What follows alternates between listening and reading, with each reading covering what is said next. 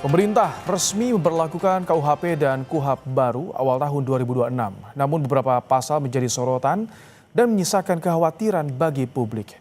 Kami bahas selengkapnya dalam ulasan Istana.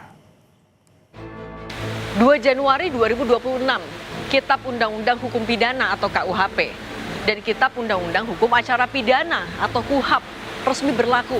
Namun timbul polemik hangat di tengah masyarakat, terutama soal potensi kriminalisasi terhadap kritik yang disampaikan kepada pemimpin negara. Hal ini menimbulkan kekhawatiran akan kebebasan berpendapat di dalam negara demokrasi. Selengkapnya dalam segmen Ulasan Istana.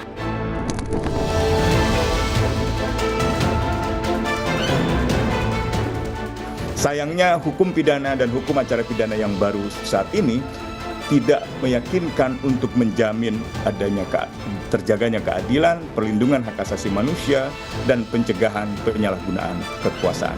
Karena itu kami mendesak agar kedua undang-undang ini dibatalkan. Kita menghargai hak warga negara, sekelompok orang, organisasi yang akan melakukan uji materi. Mau KUHP baru, mau KUHAP baru, ya kita akan proses seperti biasa. Jadi kita tentu siap untuk menghadapi ini.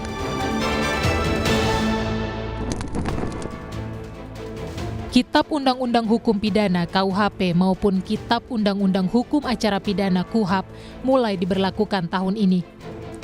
Menteri Koordinator Bidang Hukum, Hak Asasi Manusia, Imigrasi, dan Pemasyarakatan Yusril Iza Mahendra menyebut pemberlakuan kedua undang-undang menandai berakhirnya era hukum pidana kolonial.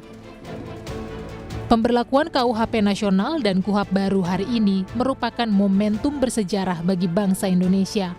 Kita secara resmi meninggalkan sistem hukum pidana kolonial dan memasuki era penegakan hukum yang lebih manusiawi, modern, dan berkeadilan. Kata Menko Kumham Imipas Yusril Iza Mahendra dalam keterangan tertulisnya.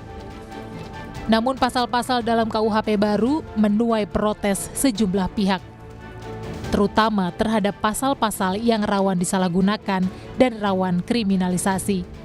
Salah satunya, Pasal 218 tentang penyerangan harkat dan martabat Presiden dan Wakil Presiden. Dalam Pasal 218 ayat 1 diatur, setiap orang yang di muka umum menyerang kehormatan atau harkat dan martabat diri Presiden dan atau Wakil Presiden dipidana dengan pidana penjara paling lama 3 tahun atau pidana denda paling banyak kategori 4. Menanggapi itu, Menteri Hukum Supratman Andi Aktas menegaskan pasal tersebut bersifat delik absolut, sehingga hanya Presiden dan Wakil Presiden yang bisa melakukan aduan. Menurut pemerintah, pasal ini dibuat untuk membedakan antara tindakan penghinaan dengan kritik yang ditujukan kepada kebijakan Presiden. Saya rasa tadi sudah sangat clear ya kita jelaskan bahwa yang pertama ini bukan pasal yang baru, ya. Kemudian yang kedua harus dibedakan antara mana yang kritik, mana yang penghinaan. Saya rasa teman-teman sudah pasti tanpa perlu membaca Kitab Undang-Undang Hukum Pidananya, teman-teman pasti ngerti. Di publik pun tahu mana yang batasannya namanya menghina maupun yang kritik. Dan saat ini pun juga pemerintah sampai saat ini ya, saya rasa belum pernah ada satupun langkah yang diambil yang terkait dengan hal-hal yang terkait dengan kritik, ya nggak pernah ada, ya. Selain itu, salah satu yang dipersoalkan lainnya adalah Pasal 256 KUHP terkait kewajiban pemberitahuan aksi unjuk rasa dan ada ancaman pidana 6 bulan bagi unjuk rasa yang tidak lapor ke polisi. Pasal 256 KUHP menyebutkan, setiap orang yang tanpa pemberitahuan terlebih dahulu kepada yang berwenang mengadakan pawai unjuk rasa atau demonstrasi di jalan umum atau tempat umum yang mengakibatkan terganggunya kepentingan umum, menimbulkan keonaran atau huru-hara dalam masyarakat, dipidana dengan pidana penjara paling lama 6 bulan atau pidana denda paling banyak kategori 2. Yayasan Lembaga Bantuan Hukum Indonesia (YLBHI) menilai pasal ini berbahaya bagi demokrasi karena membatasi hak konstitusional warga negara. Pertama, ketika diatur di hukum acara pidana itu menegaskan bahwa seolah-olah itu adalah sebuah kesalahan sejak awal. Karena pengurusan pidana adalah bagian dari kriminalisasi, mengkriminalkan, menganggap bahwa itu adalah sebuah kesalahan. Mengubah prinsip yang awalnya kemerdekaan jadi sebuah kesalahan. Jelas dari seluruh praktik selama ini itu bagian dari upaya penutupan pembungkaman berekspresi. Wakil Menteri Hukum Edward Omar Syarif menegaskan, demonstrasi atau pawai tidak perlu izin dari polisi, namun cukup surat pemberitahuan. Edi menekankan, pasal 256 di KUHP baru ini tidak menghambat atau melarang orang berdemo, namun hanya untuk mengatur, khususnya lalu lintas di lokasi demonstrasi. Intinya harus memberitahukan kepada polisi. Kata-kata di situ adalah memberitahukan, bukan izin. Kalau saya penanggung jawab demonstrasi, saya memberitahu kepada polisi, timbul keonaran dari demonstrasi itu, saya tidak bisa dijerat pidana. Karena saya sudah memberitahu. Kalau saya tidak memberitahu, tidak terjadi kerusuhan, juga tidak bisa dijerat. Jadi pasal itu, bahasanya itu adalah diimplikasi. Jika dan hanya jika. Namun Direktur Amnesty International Indonesia Usman Hamid menilai KUHP dan KUHAP baru tidak cukup menjamin keadilan bagi warga, hak asasi manusia, dan perlindungan dari penyalahgunaan kekuasaan. Dia meminta KUHAP dan KUHP baru dibatalkan.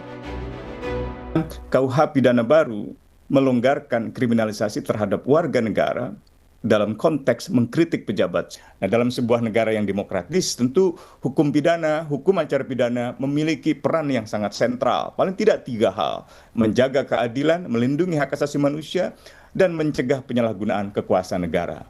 Sayangnya, hukum pidana dan hukum acara pidana yang baru saat ini tidak meyakinkan untuk menjamin adanya terjaganya keadilan, perlindungan hak asasi manusia, dan pencegahan penyalahgunaan kekuasaan. Karena itu kami mendesak agar kedua undang-undang ini dibatalkan. Meski pemerintah menjamin KUHP dan KUHAP baru telah dirancang seimbang guna menciptakan peradilan pidana terpadu, nyatanya ada 8 pemohon yang memasukkan gugatan uji materi sejumlah pasal dalam KUHP. Mahkamah Konstitusi menyatakan siap menindaklanjuti gugatan terhadap KUHP baru yang diajukan ke MK. Kalau orang mau mengajukan pengujian undang-undang, yang namanya pengujian undang-undang kan sama saja. Mau KUHP baru, mau KUHAP baru, ya kita akan proses seperti biasa. Jadi kita tentu siap untuk menghadapi ini, karena ini kan sudah menjadi bagian yang diserahkan ke Mahkamah Konstitusi kalau ada yang mengajukan permohonan. Besok kita sudah mulai sidang. Iya. Tapi kalau apakah KUHP itu atau KUHAP itu masuk besok, saya harus cek dulu. Tapi kami sudah siap untuk menunggu dan menindaklanjuti permohonan itu ya, Pak Ketua ya. Menanggapi kelompok masyarakat yang mengajukan uji materi KUHP baru ke Mahkamah Konstitusi, Wakil Ketua DPR Sufmi Dasko Ahmad menegaskan, pembentukan KUHP maupun KUHAP telah melalui mekanisme yang panjang, termasuk melibatkan partisipasi publik. Meski begitu, ia akui pihaknya menghargai hak warga negara atau organisasi yang akan melakukan uji materi. Kita menghargai hak warga negara, sekelompok orang, organisasi yang akan melakukan uji materi. Nah, itu disitulah kemudian bisa dibuktikan apakah kemudian baik dari sisi formil maupun material itu bisa kemudian diuji di situ. Pemberlakuan hukum pidana nasional kini berada di persimpangan jalan antara semangat dekolonisasi dan ancaman terhadap demokrasi. Di tengah masa transisi pemberlakuan KUHP baru, gelombang kritik terus mengalir, terutama yang menyoroti potensi pasal-pasal karet digunakan sebagai alat kriminalisasi. Kini, Mahkamah Konstitusi menjadi tumpuan terakhir bagi para pencari keadilan konstitusional agar rakyat tak perlu lagi takut bersuara. Tim Liputan, Kompas TV, Jakarta.